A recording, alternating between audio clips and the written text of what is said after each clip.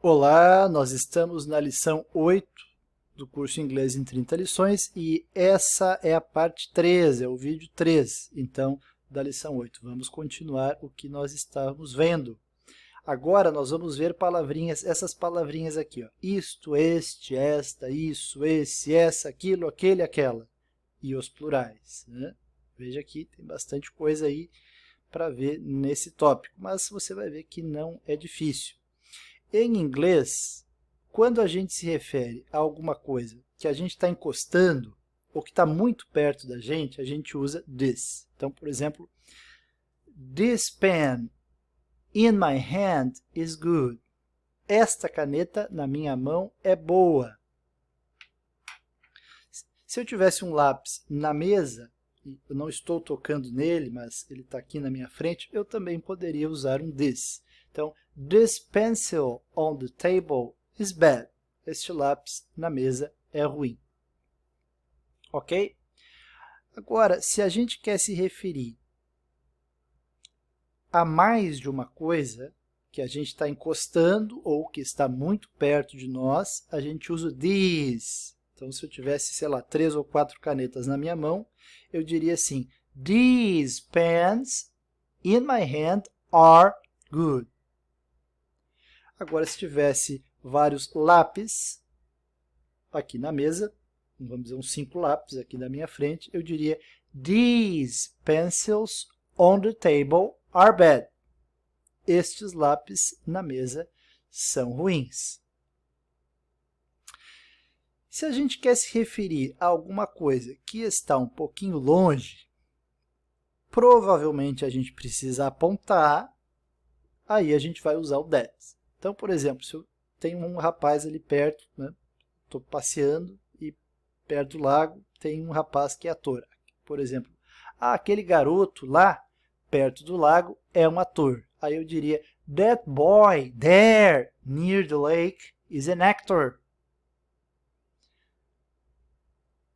Ou, that girl there near the church is a singer. Aquela garota lá perto da igreja é uma cantora. Vamos dizer que a gente está aí a uns 100 metros da igreja, né? E aí a gente está vendo a pessoa, está vendo a garota lá, que é uma cantora, e fala para o nosso amigo, that girl there near the church is a singer. Agora, se a gente quer se referir a mais de uma coisa, há várias coisas que estão longe e que a gente precisa apontar, aí em vez de that, a gente usa those.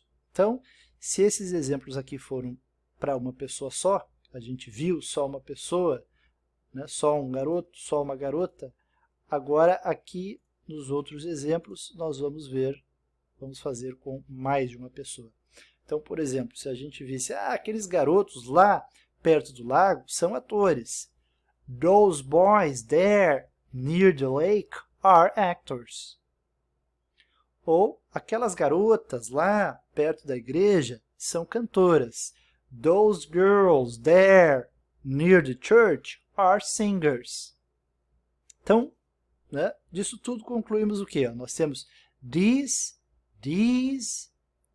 that e those. Então, these, isso, esse, essa, isto, este ou esta. These, esses, essas, estes ou estas. Plural. That, aquilo, aquele ou aquela.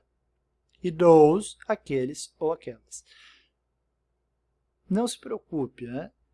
Eu sugiro que vocês revejam essa lição várias vezes. E para cada palavrinha dessas, vocês tenham pelo menos uma frase. E no caderno de frases de vocês e revisem constantemente. Claro, caderno de frases. Vocês não vão revisar só as frases referentes à lição 8. Vocês vão estar sempre revisando as frases de vocês. E aí vai internalizar como se usa this, como se usa these, como se usa that e o those. Então não se preocupe em decorar, this é isso, esse, essa, isso e esta. Não, deixe que isso flua ao natural. Vá se expondo ao idioma, repetindo, repetindo, repetindo as frases e mentalizando, criando uma imagem mental, né? Quando, por exemplo, você repetir essa frase aqui, Those girls there near the church are singers. Você imagina lá que você está caminhando e você está caminhando do lado de um amigo e vê algumas garotas que você reconhece que são cantoras e aí você fala isso. Então, é dessa maneira que você vai internalizar a estrutura do idioma, ok?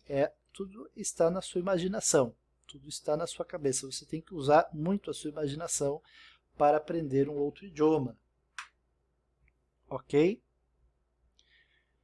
Vamos para o próximo tópico, 8.12. Palavrinhas em português como para ou em direção a. Quando a gente quer expressar que algo está indo em direção de algum lugar, a gente pode simplesmente usar o to, que a gente traduz geralmente como para, né? Então, se eu quiser dizer o Kleber está indo para a França, Kleber is going to France. Não tem problema, a gente já tinha visto até isso, né? E cuidado para não confundir que o to pode ser o to que indica verbo no infinitivo. Lembra lá, to walk, andar, to work, trabalhar. Esse to que está na frente dos verbos é só para indicar que o verbo está no infinitivo. Não tem nada a ver com esse to aqui, ok? Então, nesse caso, Kleber está indo para a França. Kleber is going to France. Agora, se eu quisesse dizer assim, Kleber gosta de caminhar. Kleber likes to walk.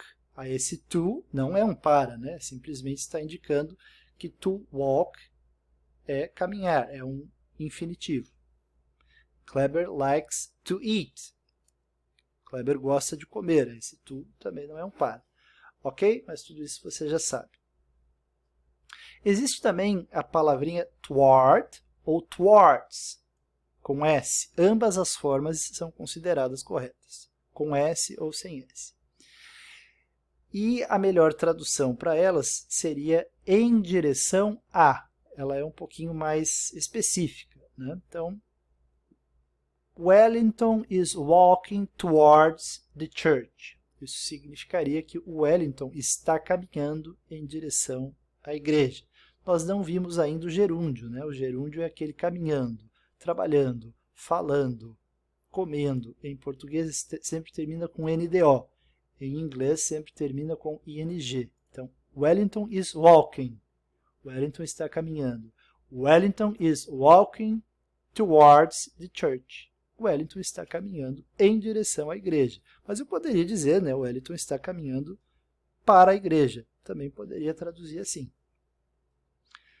Então, na verdade, esse sufixo ward, ou wards, sufixo é tudo que vem depois da raiz de uma palavra. Prefixo, pré, né, vem antes. Então, ward é um sufixo. E ward, em inglês, sempre indica direção. Se aparece uma palavra aí que tenha ward ou wards, você já sabe que ela indica direção. Então, alguns exemplos aqui. Southwards, em direção ao sul. Northwards, em direção ao norte. Eastwards, em direção ao leste. Westwards, em direção ao oeste. Heavenwards, heaven é o céu, em direção ao céu, para cima. Heavenwards. Em certas ocasiões, for também pode significar para, mas isso depende do verbo e depende da situação. Por exemplo, né, uma frase em português como este presente é para você. Toma, este presente é para você. Isso em inglês poderia ser this gift is to you. Mas também poderia ser this gift is for you. Os dois estariam corretos e seriam usados tranquilamente. Agora, na frase, por exemplo, a Ellen viajou para o Japão, Helen traveled to Japan. Eu acho que Helen traveled for Japan não soa legal, não estaria legal e não seria usado, ok? Então, às vezes, se usa qualquer um dos dois, às vezes não. Isso é muito comum em inglês, né? Muito comum de acontecer isso. Vamos ver as palavrinhas agora para dentro e fora. Existem inúmeras outras palavras para expressar a localização das coisas, certo? e a maioria delas, sempre, como eu já falei, estabelece uma relação entre duas coisas ou até mais, né? Por exemplo, o colar está dentro da caixa, uma relação entre colar e caixa. O cachorro está fora da casa, uma relação entre cachorro e casa. Então, quanto à primeira frase, o colar está dentro da caixa, você já sabe que nós poderíamos usar in. O colar está dentro da caixa. The necklace is in the box. Mas existe um outro modo de dizer isso em inglês. The necklace is inside the box. Então, in e inside podem ser traduzidos como dentro, as duas coisas, né? Claro que o in tem mais usos também, além de ser traduzido como dentro. Mas nesse caso aqui você poderia dizer the necklace is in the box ou the necklace is inside the box. Mas na verdade, tecnicamente, inside, se a gente quiser uma tradução literal, significa no lado de dentro. Por quê? Porque side é lado. Como in pode ser traduzido como dentro, então inside seria lado de dentro.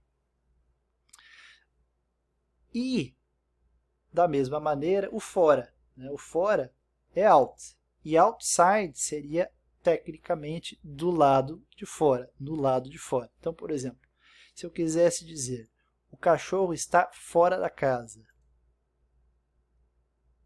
eu poderia dizer, the dog is outside the house. Mas não seria impossível você dizer mais informalmente, the dog is out the house. Também poderia. Então, nesse caso, seria ao pé da letra, do lado de fora. E aqui, simplesmente, fora. Ok, vamos deixar o resto para próximo vídeo.